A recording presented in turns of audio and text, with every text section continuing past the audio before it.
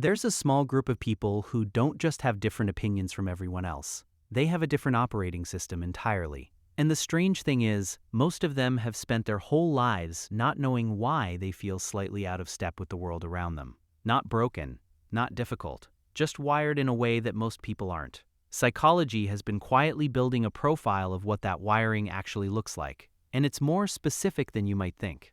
Not about being smart in the conventional sense, not about introversion. It's about 6 very particular cognitive traits that show up together in a small percentage of people. And when they do, they produce a mind that processes the world in a fundamentally different way. So if you've always felt like you were watching things from a slightly different angle, like you see connections others miss, or you sit comfortably inside questions that make other people anxious, this might explain a lot about you. Let's get into it. The first one is called tolerance of ambiguity. Sounds simple, but what it actually means, and what the research behind it reveals, is anything but. Psychologist Else Frankel Brunswick first identified this trait back in 1949. She noticed that certain people could hold open questions without needing to snap them shut.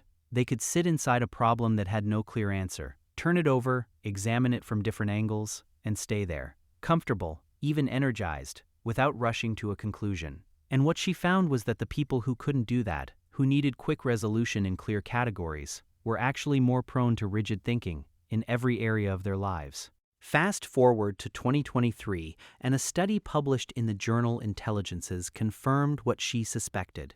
Tolerance of ambiguity correlates significantly with fluid intelligence, the kind of intelligence that lets you reason through new problems in real time, and with openness to experience, one of the 5 core dimensions of personality. Here's what that looks like in everyday life. Most people, when they hit an unresolved situation, a relationship that's hard to define, a career path that isn't clear, an argument where both sides have valid points, feel genuine discomfort, real discomfort, and that discomfort drives them toward resolution, even when no clean resolution exists. They'll pick a side, declare a winner, close the loop. It makes them feel better in the moment. People with high tolerance of ambiguity do something different. They stay in the open question. They don't need it resolved to feel okay. And because they don't rush, they keep gathering information, keep noticing nuance, keep finding complexity that other people already walked past. Researchers link this directly to what they call epistemic curiosity, a hunger for knowledge driven not by the desire to have answers, but by the pleasure of exploring questions. These people don't read to confirm what they already think. They read to find out where they're wrong. And here's what makes this trait rare. The brain's default setting is resolution. Ambiguity triggers a mild stress response in most people. The discomfort of not knowing is a signal to act, to decide, to close. Sitting comfortably inside that discomfort, treating uncertainty as interesting rather than threatening, that takes a cognitive profile most people simply don't have.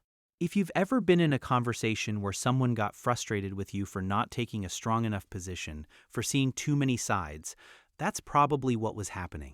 You weren't being indecisive. You were doing something most people genuinely can't do. Now let's talk about what happens inside the brain of someone who thinks creatively in a way that most people can't replicate, no matter how hard they try. It comes down to something called divergent thinking, and it's tied to a specific pattern of brain connectivity that shows up on fMRI scans. There's a network in your brain called the default mode network, most active when you're daydreaming, imagining, letting your mind wander. There's another network called the executive control network. That's the focused, disciplined, task-oriented part of your cognition. In most people, these 2 networks work in opposition. When one fires, the other quiets down. Normal, efficient. But in people with high divergent thinking, these networks do something unusual. They collaborate. They fire together. And according to a major study published in Communications Biology in 2025, which tracked 2,433 people across 10 separate samples, the number of times a person switches between those 2 networks while at rest, just sitting there, not doing anything, is one of the strongest predictors of creative output they've ever measured. What that means practically, some people's brains are constantly running 2 modes simultaneously, the imaginative and the analytical, working in tandem. And the result is a kind of thinking that produces genuinely novel ideas, not just variations on existing ones but actual new combinations that no one else was putting together. Only about 2% of people score in the top tier for both openness to experience and divergent thinking. 2%. So if you regularly come up with ideas that make other people say, "I never would have thought of that," that's not a personality quirk. That's a measurably rare cognitive profile. And the reason this matters isn't just creative output. Divergent thinkers often find conventional thinking frustratingly slow. They see where something is going before it gets there. They've already run through 3 variations of the idea by the time someone else is still restating the premise. That can be isolating. But it's also, once you understand what it is, something worth protecting. The third trait is one that most people have never heard of, but once you hear it described, you'll recognize it immediately. It's called apophenia, the tendency to perceive meaningful connections between things that seem unrelated, to see patterns, to notice when two seemingly disconnected pieces of information are actually pointing at the same underlying truth. At its extreme end, this can look like superstition or conspiracy thinking, finding signals in noise that isn't really there. But at its adaptive end, it is the engine of creative insight. It's what happens when a scientist notices a pattern in data that no one was looking for. It's what happens when a writer finds a metaphor that makes everyone suddenly understand something they couldn't articulate before. It's what happens when someone walks into a conversation and immediately senses the subtext that everyone else is missing. A 2020 study from the PMC found that high pattern recognition is strongly linked to the openness and intellect domain of the Big Five personality model. And here's the most interesting part. People who are high in pattern recognition make more type 1 errors. They see connections that turn out to be false positives. They find patterns that aren't real. But they make far fewer type 2 errors. They don't miss the real patterns. The same mind that occasionally finds signal in noise is also the one that catches signal that everyone else dismissed as noise. Most people are calibrated the other way. Cautious, skeptical, not willing to draw a connection until the evidence is overwhelming. Sensible in many situations. But it means they miss things. They wait until something is obvious. And by then, someone who thinks differently has already acted on it. If you're someone who frequently says, "Wait," doesn't that connect to what we were talking about last week? And watch as people blink at you, your brain is running more pattern matching operations than theirs, pulling from a wider field, making jumps they can't follow. Not because you're wrong, because your wiring is different. The fourth trait creates a kind of social intelligence that is genuinely rare, and genuinely confusing to people who don't have it. It's the combination of high cognitive empathy with emotional detachment. And the reason that's unusual is that those two things seem like they shouldn't go together. Cognitive empathy is the ability to accurately model what someone else is thinking and feeling, not just picking up on a mood, but genuinely understanding the internal logic of another person's perspective, why they believe, what they need from a situation, what's driving their behavior beneath the surface. Emotional detachment, in this context, doesn't mean coldness. It means you can understand someone's distress, fear, or anger without being pulled into it.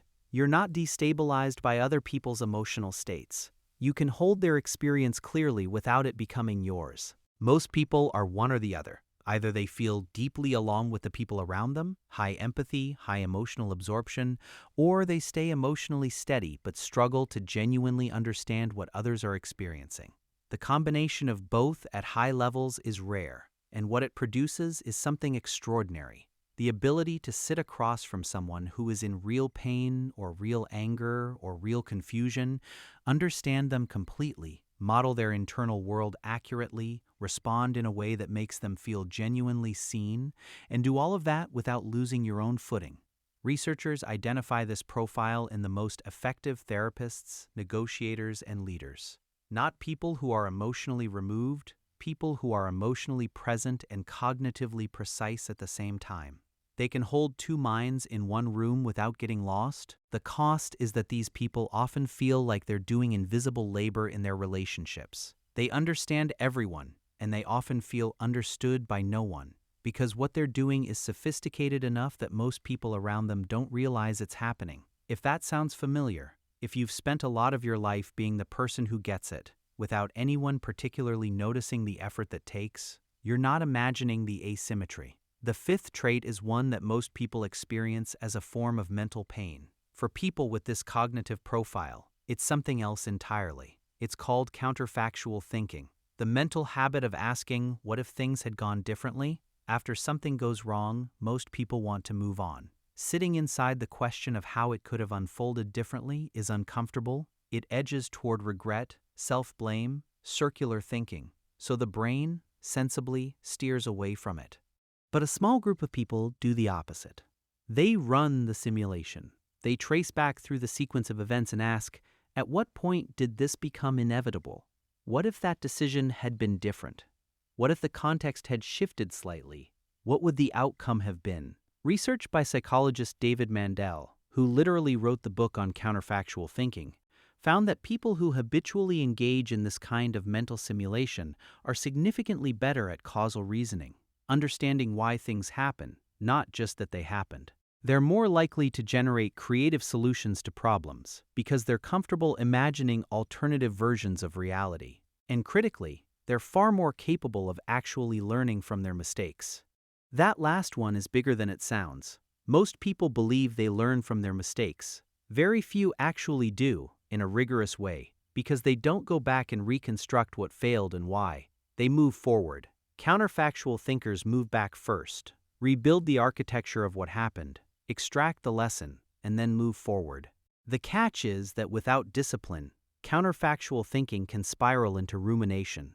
The same mental machinery that builds better causal models can, if it runs without purpose, become replaying the same painful scenario on a loop. The difference is intention. Are you running the simulation to understand or just to punish yourself? People with this trait often describe it as a mind that won't leave things alone. They turn events over long after everyone else has stopped thinking about them. What looks like overthinking from the outside is often something more productive, a mind that genuinely wants to understand the mechanism, not just accept the outcome. The sixth trait might be the hardest to explain to someone who doesn't have it, and the most significant in terms of real-world impact. It's called systems thinking, the ability to see how parts interact within a whole, rather than analyzing each piece in isolation. Peter Senge, who wrote The Fifth Discipline, put it this way: most people think in straight lines. Cause leads to effect, that's the end of the chain. Systems thinkers see circles, they see feedback loops, they see how the effect circles back to become a new cause. They see second-order consequences, not just what happens next, but what happens because of what happens next. And the research on how rare this is will stop you. Studies find that fewer than 10% of people naturally engage in second-order thinking without being explicitly prompted. 10%, when most people are asked to solve a problem, they identify the most direct solution. They don't automatically ask, what are the downstream effects of that solution? What behavior does it incentivize? What does it break 3 steps from now? Systems thinkers can't not ask those questions. They see the chain reaction before it happens. They're often the person in the meeting saying, but if we do that, then over here, this is going to happen. And watching everyone else look at them like they skipped a few steps, even though to them, it's completely obvious. The connection to Big Five openness is strong here. Systems thinking correlates with openness to experience, with the willingness to sit with complexity, with the preference for depth over speed. It also connects directly back to counterfactual thinking, because someone who's comfortable imagining alternative realities is naturally better at tracing paths through complex systems. What makes this trait feel isolating is the gap it creates in communication. When you naturally see 5 moves ahead, the conversation can feel like it's happening in slow motion. You're waiting for people to arrive at conclusions you reached minutes ago, and the frustration goes both ways, because to the people around you, you seem to be skipping logic, jumping ahead without justifying the leaps. You're not skipping, you're processing an entire system simultaneously. The leaps feel like leaps from the outside, but from the inside, every step is there. You just ran them faster. So here's where we land: comfort with ambiguity, divergent thinking, hyper-pattern recognition, cognitive empathy with emotional detachment, counterfactual thinking, systems thinking. If you see yourself in several of these, not all of them, but a real cluster, it probably explains something that has been hard to name. Why you sometimes feel like you're watching conversations from slightly outside of them. Why you're hard to argue with, not because you're stubborn, but because you've already run through the counter-arguments yourself. Why people occasionally tell you that you think too much, when from the inside, it doesn't feel like too much. It just feels like thinking. None of these traits make someone better than anyone else. They come with real costs: the isolation, the invisible effort, the frustration of being in rooms where the conversation won't go where you can already see it needs to go. But they are a coherent set, they form a profile, and if you've spent years feeling like you were speaking a slightly different language, it's worth knowing that the language is real. Other people speak it, they're just harder to find. Which of these hit you the hardest? Drop it in the comments, and specifically, have you ever tried to explain the way you actually think to someone, really tried to walk them through it, and just watch them completely not get it? Because I want to know what that felt like. If this resonated with you, hit the like button. It genuinely helps more people find this kind of content, and share it with someone in your life who you think operates this way too. They'll probably appreciate someone finally putting words to it. And subscribe if you want more of this, because next time, we're going into something that connects directly to what we covered today: the specific psychological cost of being the person in every room who sees the most, and why that's so much harder to carry than it looks from the outside.